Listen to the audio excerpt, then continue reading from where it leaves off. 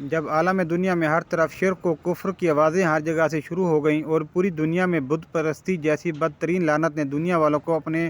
اندھیروں میں چھپا لیا، انسان ذات نے اپنے کریم رب کی بندگی چھوڑ دی اور درندوں جیسی زندگی گزارنے کا آغاز کر دیا، جہالت و گمراہی کی وجہ سے اپنے خدا کے رشتوں کو بھلا دیا، اپنے جگر کے ٹکڑوں کو زندہ درگور کرنے جیسی ملعون رسومات کو اپنا مقصد بنایا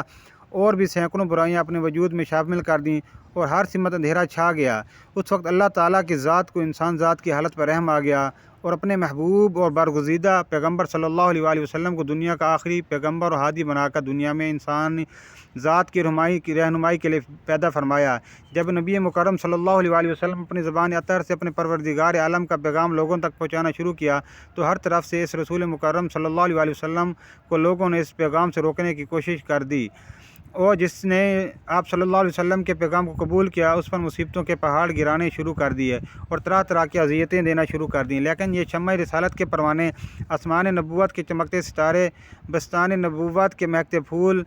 آفتاب رسالت کی چمکیلی شعاعیں اور آغوش نبوت کی پروردہ ہستیاں اپنے آقا صلی اللہ علیہ وآلہ وسلم پر اپنی جانیں، مال، اولاد قربان کرنے کے لیے تیار ہو گئے، لیکن اس رسول محترم صلی اللہ علیہ وآلہ وسلم کے دامن کو چھوڑنے کا تصور بھی نہیں کیا۔ اس وقت رب کائنات نے ان مقدس ہستیوں کے متعلق ارشاد فرمایا کہ اولئک الذین ھداھم اللہ واولئک ھم اولو الالباب، یعنی یہی وہ لوگ ہیں جن کو اللہ تعالیٰ نے ہدایت دی اور یہی عقل والے ہیں۔ جب ان مقدس ہستیوں نے اپنے ان خود ساختہ معبودوں کی غلامی کو چھوڑ کر ایک خدا کی غلامی اختیار کی تو انہیں لوگوں نے وہ تکالیف دینا شروع کر دیں جن کو پڑھ کر انسان کانپ اٹھتا ہے، لیکن سلام ہے ان صحابہ کرام رضی اللہ عنہم کو جنہوں نے اپنی جانیں اسلام کی خاطر قربان کر دی، لیکن اپنے مولا کریم کے پیغام کو اپنے دل سے نکالنے کا تصور بھی نہیں کیا۔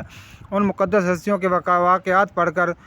ایک مسلمان کا ایمان شک و شبہات سے پاک ہو جاتا ہے اور ہر قدم پر اپنی کامیابی اور یقین زیادہ بڑھ جاتا ہے۔ شمع رسالت کے پروانے حضرت یاسر بن عامر رضی اللہ تعالیٰ عنہ یمن کے باشندے تھے۔ یہ آپس میں 4 بھائی تھے، حضرت یاسر، مالک، حارث اور ایک چھوٹا تھا۔ یہ چوتھا نمبر جس سے سب سے زیادہ محبت کرتے تھے ایک مرتبہ کہیں گم ہو گیا جس کی کوئی خبر ان کو نہ ملی۔ یہ لوگ اپنے بھائی کی محبت کی شدت کی وجہ سے دل کے ہاتھوں مجبور ہو کر اپنے بھائی کو ڈھونڈنے کے لیے گھر سے نکلے، اپنے علاقے کا چپا چپا چھان مارا، لیکن ان کا محبوب بھائی ان کے نظروں نے نہیں دیکھا۔ آخر حضرت یاسر رضی اللہ تعالیٰ عنہ اپنے دونوں بھائیوں مالک و حارث کے ساتھ اپنے بھائی کو تلاش کرتے کرتے مکہ پاک کی سرزمین میں پہنچ گئے، لیکن جہاں بھی انہیں اپنے بھائی کے متعلق کوئی معلومات نہ مل سکیں، لیکن اس پاک سرزمین میں آقا نامدار حضرت صلی اللہ علیہ وآلہ وسلم نے توحید کا پرچم بلند کر رکھا تھا اور یہ دولت حقیقی حضرت یاسر کو مقدر میں لکھی جا چکی تھی۔ جیسے ہی یہ اعلان اس مقدس شخصیات کے کانوں میں پہنچا تو اپنے بھائیوں کو کہنے لگا کہ میں نے وہ دولت ابدی حاصل کر لی ہے کہ اب مجھے کسی دوسری چیز کی ضرورت نہیں ہے۔ اگر رہنا چاہتے ہو تو میرے ساتھ رہ سکتے ہو، ورنہ تم اپنی مرضی سے مجھے چھوڑ کر جا سکتے ہو، مجھے تم سے شکایت نہیں ہے۔ یہ بات سن کر دونوں بھائی مایوس ہو کر سرزمین مکہ سے اپنے ملک یمن چلے گئے، لیکن حضرت یاسر بن عامر رضی اللہ تعالیٰ عنہ نے مکہ پاک میں سکونت اختیار کر دی اور یہاں ابو حذیفہ بن مغیرہ سے حلیفانہ تعلقات پیدا کر لیے، اور ابو حذیفہ نے اپنی ایک نیک سیرت لونڈی حضرت سمیہ بن خبات رضی اللہ عنہا حضرت یاسر بن عامر رضی اللہ تعالیٰ عنہ کو بخش دی، جس سے انہوں نے نکاح کر لیا اور اپنی زندگی کے دن مکہ پاک میں گزارنے لگے۔ بالآخر قدرت نے حضرت یاسر اور حضرت سمیہ رضی اللہ تعالیٰ عنہما کو ایک خوبصورت و سیرت بچہ عطا فرمایا جس کا نام عمار رضی اللہ تعالیٰ عنہ رکھا گیا۔ یہ مقدس بچہ آگے چل کر اپنی سیرت و صورت، کردار و گفتار و عشق و رسول میں جل کر اتنا تاریخ اسلام کا ایک مستقل لال بن گیا جس کی سیرت و عشق کے واقعات پڑھ کر انسانی عقل دنگ رہ جاتی ہے۔ ابو حذیفہ بن مغیرہ نے حضرت یاسر و سمیہ و عمار رضی اللہ عنہما کو بڑی اچھی طرح سے رکھا تھا۔ پھر جب ابو حذیفہ بن مغیرہ نے وفات کی تو آل یاسر رضی اللہ عنہ اپنی زندگی کے لمحات گزارنے کے لیے کسی کے محتاج نہیں تھے۔ پھر وقت نے کروٹ بدل ڈالی تو وادی غیر ذی زرع کے سالار محمد مصطفیٰ صلی اللہ علیہ وآلہ وسلم نے اعلان نبوت فرما دیا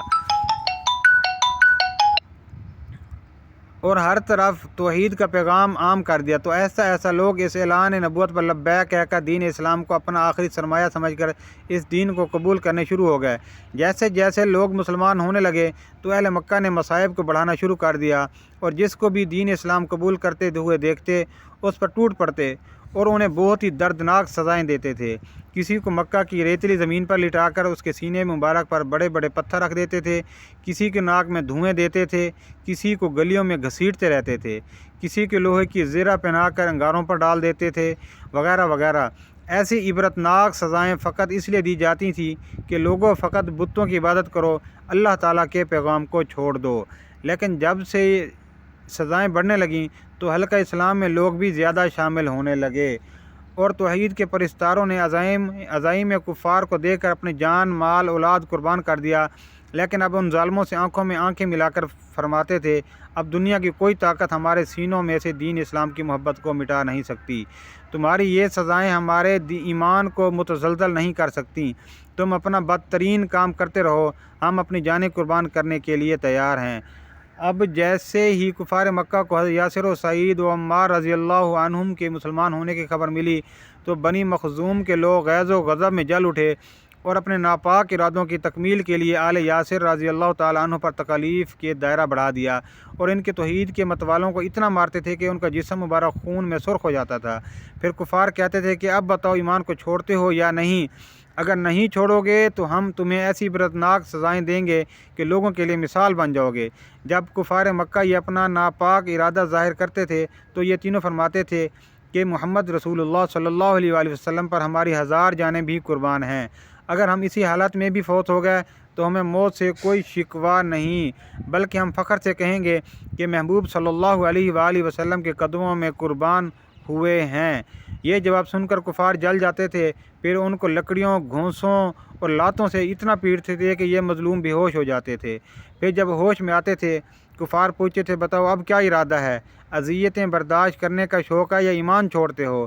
یہ سن کر یہ مجاہدین نبی کریم صلی اللہ علیہ وآلہ وسلم فرماتے تھے کہ دامن مصطفیٰ کو ہم کبھی نہیں چھوڑ سکتے۔